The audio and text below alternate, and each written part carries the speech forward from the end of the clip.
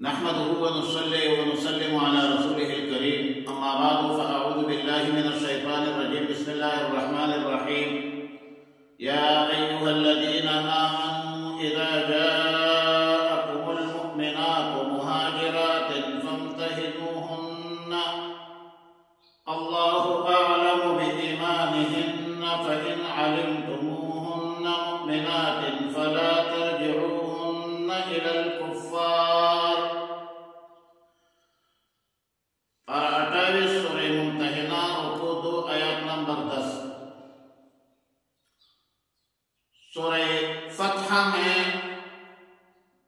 صلح حدیبیہ کے حوالے سے تفصیلات گزر چکی ہے۔ مختصر یہ ہے کہ قریش مکہ اور مسلمانوں کے مابین صلح حدیبیہ معاہدہ ہوا اور یہ معاہدہ 10 سال کے لیے لکھا گیا تھا۔ صلح حدیبیہ کی بعض شرائط یقیناً مسلمانوں کے لیے ناگوار تھی اور اس شرائط میں مغلوبیت محسوس کر رہے تھے، مقہوریت محسوس کر رہے تھے، ذلت محسوس کر رہے تھے، مگر ارشاد ربانی کے مطابق فتح مبین فتح مکہ کا پیش خیمہ ثابت ہوا۔ اس لیے صحابہ کرام نے بالعین والراس سر آنکھوں پر قبول کیا اور مطمئن بھی تھی۔ اس صلح نامہ میں ایک شرط یہ بھی تھی کہ مکہ مکرمہ سے کوئی شخص مدینہ منورہ آئے تو ان کو واپس کر دیا جائے، اور اگر مدینہ منورہ سے کوئی شخص مکہ مکرمہ آیا تو ان کو مدینہ منورہ واپس نہیں کیا جائے گا۔ بظاہر صلح حدیبیہ کا یہ جو شرط تھا اس میں عموم تھے، مرد و عورت دونوں کو شامل تھی، لیکن جس وقت یہ معاہدہ مکمل ہو چکا تھا اور رسول اللہ صلی اللہ علیہ وسلم صلح حدیبیہ میں موجود تھے، عین اس وقت ابو جندل رضی اللہ تعالیٰ عنہ کا واقعہ پیش آیا جو قریش کے قید سے نکل کر رسول اللہ مبارک صلی اللہ علیہ وسلم کے پاس پہنچے تھے۔ اب ظاہر ہے کہ معاہدہ کی روح سے ابو جندل رضی اللہ تعالیٰ عنہ کو واپس کرنا معاہدے کا تقاضا تھا، اور اپنے ایک مسلمان مظلوم بھائی کو ظالم و مشرکوں کے ہاتھ میں دینا یقیناً صحابہ کرام کے لیے ایک مشکل مرحلہ تھا، انتہائی صبر آزماوا مرحلہ تھا۔ ایک دوسرا واقعہ یہ پیش آیا کہ سعیدہ بنت الحارث الاسلمیہ رضی اللہ تعالی عنہا جو مسلمان تھی اور سیف ابن انصف کے نکاح میں تھی جو کافر تھا۔ بعض روایات کے مطابق اس کا نام مسافر المخزومی بتلایا گیا ہے، اور یہ اس وقت کی بات ہے جب مسلمانوں اور کافروں کے درمیان نکاح جائز ہے۔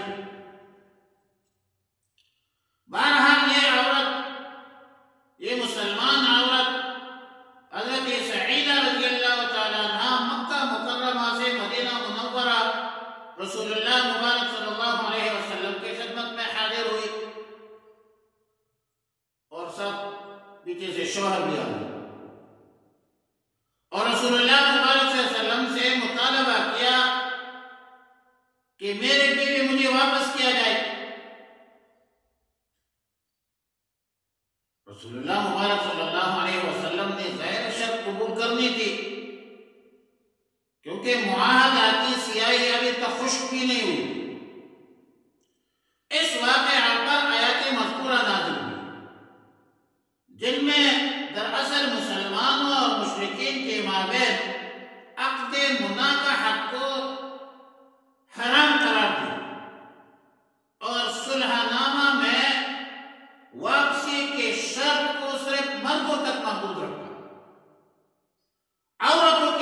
معاملے میں یہ شرط قابل قبول نہیں،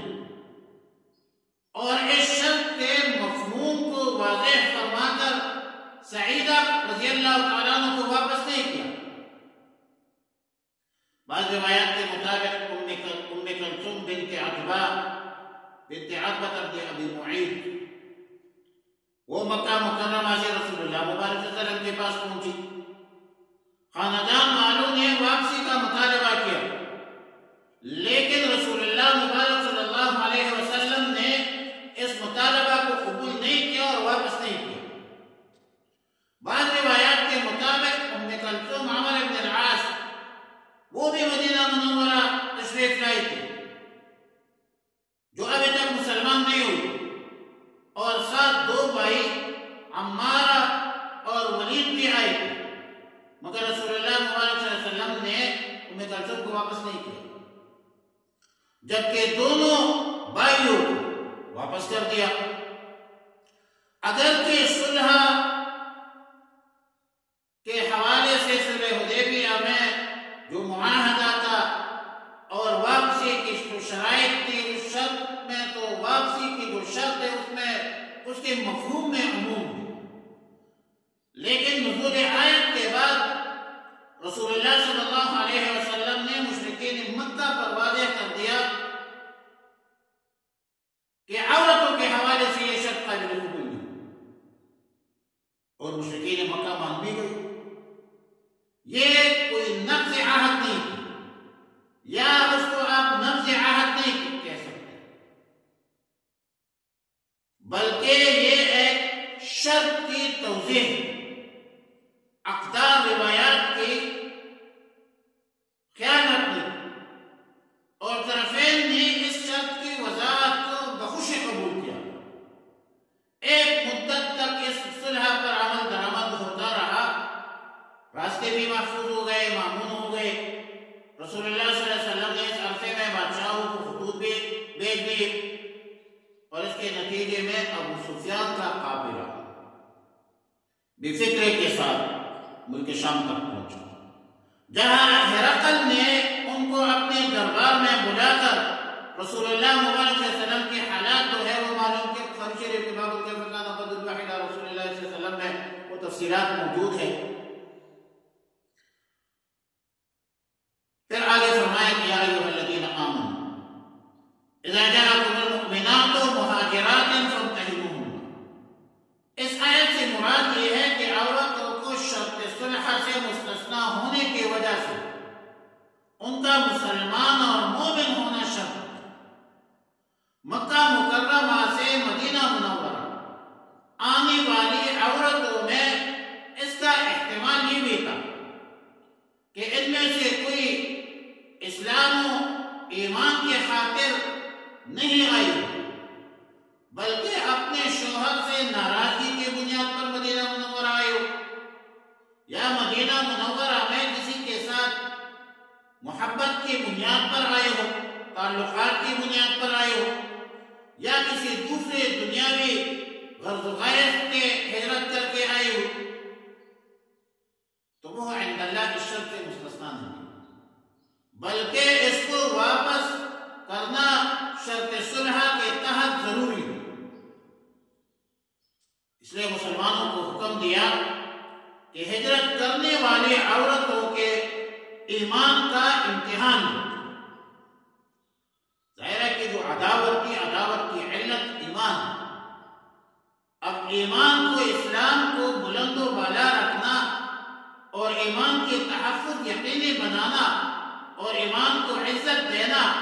دنیا کی تمام نعمتوں میں سب سے بڑی نعمت تو ایمان ہے۔ وَلِلَّهُ يَمُنُّ عَلَيْكُمْ أَنْ هَدَاكُمْ لِلْإِيمَانِ،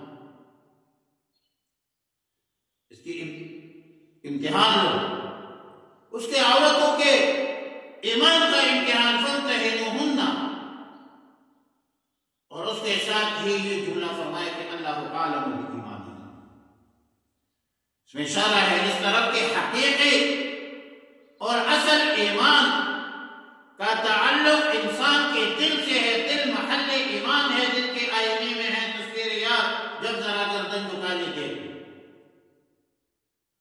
لیکن یہ دل علیم بذات صدور تو اللہ کی ذات ہے، اللہ اعلم بایمانہم، اللہ کے سوا کسی کو اطلاع نہیں، اللہ کو معلوم ہے۔ البتہ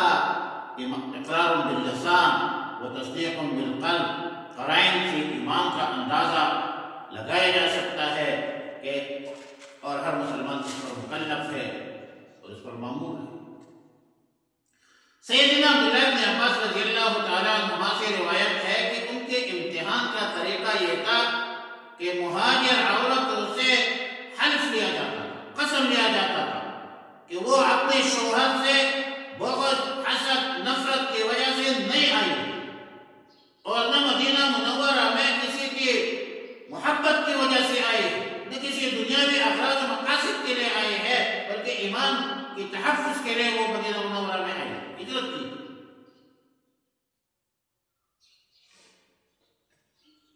اور یہ حرف کہنا تھا کہ ہمارا آنا خالص للہ فی اللہ ہے، ہجرت الی اللہ و رسول، رسول اللہ صلی اللہ علیہ وسلم کی محبت اور رضاجوئی کے لیے، اللہ کی رضا، رسول اللہ مبارک صلی اللہ علیہ وسلم کی محبت کے اساس پر، دین اسلام کی سربلندی کے خاطر، اعلیٰ کلمت اللہ کے اساس پر ہم نے ہجرت کی ہے، ہمارے اس کے علاوہ کوئی اور اغراض و مقاصد نہیں۔ اور یہ جب حرف لیتے تو رسول اللہ مبارک صلی اللہ علیہ وسلم اس کو مدینہ منورہ میں رہنے کی اجازت دیتے، بلکہ اس کا جو مہر ہوا کرتا تھا وہ اپنے کافر شوہر سے جو وصول کیا تھا اس شوہر کو واپس کر لیتے تھے۔ اور ترمذی شریف میں حضرت ام المؤمنین عائشہ صدیقہ رضی اللہ تعالیٰ عنہا سے روایت ہے کہ امتحان کی صورت بیعت کی ہوتی تھی، اس عورتوں سے بیعت لی جاتی تھی اور ایمان کی اقرار لیا جاتا۔